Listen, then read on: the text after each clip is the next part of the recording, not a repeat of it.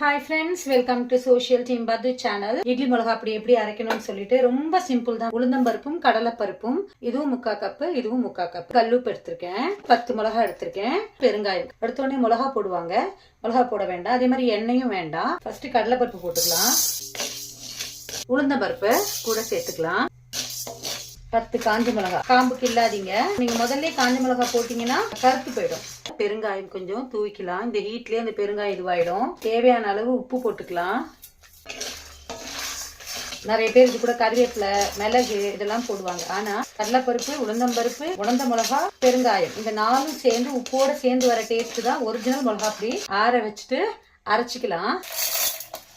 கொஞ்சம் திதிப்பா இருக்கணும் அப்படின்னா நீங்க வெல்லம் போட்டு அரைச்சிக்கலாம். ஒரு ஏர் டைட் கண்டெய்னர்ல போட்டு வச்சிட்டீங்கன்னா 1 மாசம் வரைக்கும் பொடி வந்து உங்களுக்கு கெடாது ஃப்ரெண்ட்ஸ்.